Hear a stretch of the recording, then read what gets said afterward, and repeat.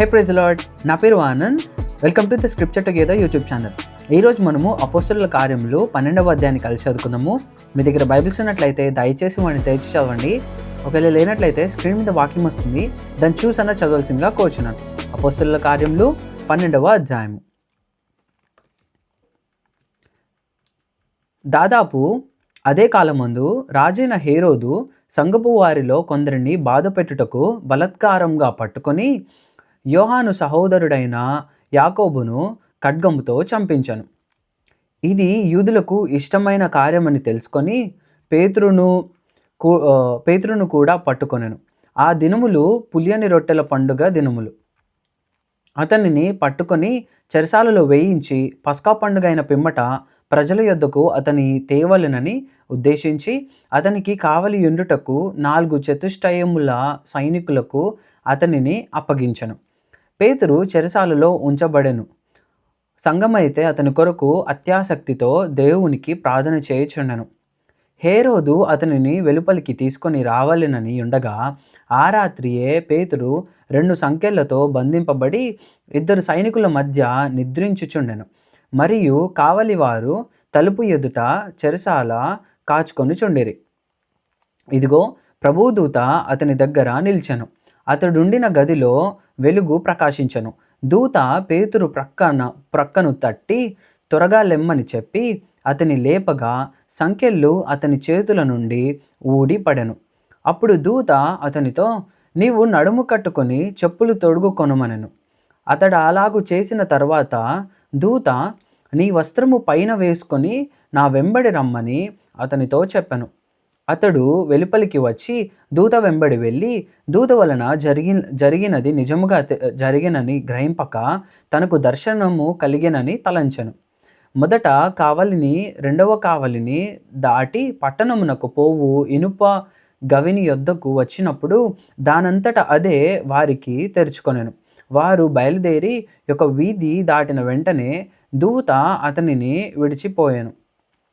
పేతురుకు తెలివి వచ్చి ప్రభువు తన దూతను పంపి హేరోదు చేతిలో నుండి యూదులను ప్రజలు నాకు చేయనుద్దేశించిన వాటినన్నిటి నుండి నన్ను తప్పించి ఉన్నాడని ఇప్పుడు నాకు నిజంగా తెలియనని అనుకొనెను.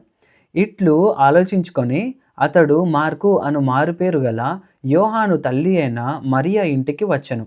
అక్కడ అనేకులు కూడి ప్రార్థన చేయుచుండిరి.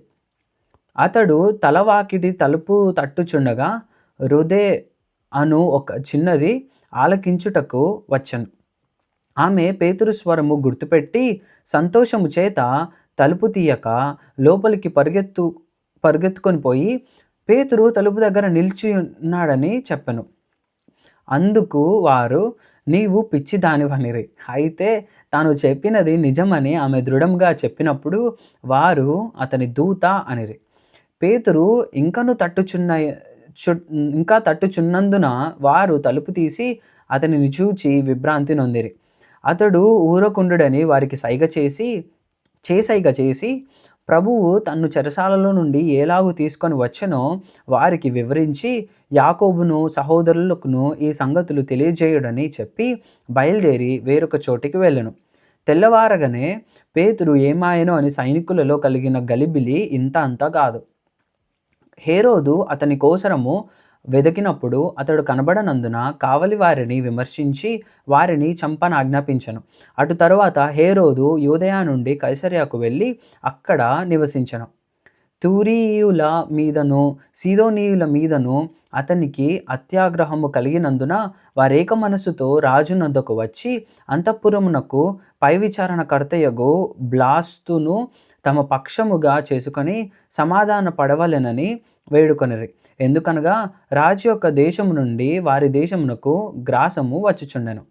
నియమింపబడిన దినమందు హేరోదు రాజవస్త్రములు ధరించుకొని న్యాయపీఠము మీద కూర్చుండి వారి ఎదుట ఉపన్యాసము చేయగా జనులు ఇది దైవస్వరమే కానీ మానవస్వరము కాదని కేకలు వేసిరి. అతడు దేవుని మహిమపరచనందున వెంటనే ప్రభుదూత అతని మొత్తెను గనుక పురుగులు పడి ప్రాణము విడిచెను. దేవుని వాక్యము ప్రబలమై వ్యాపించుచుండెను.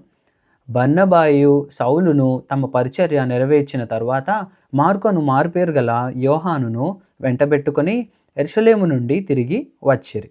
దేవుడిచ్చిన వాక్యము దీవించును గాక. ఆమేన్.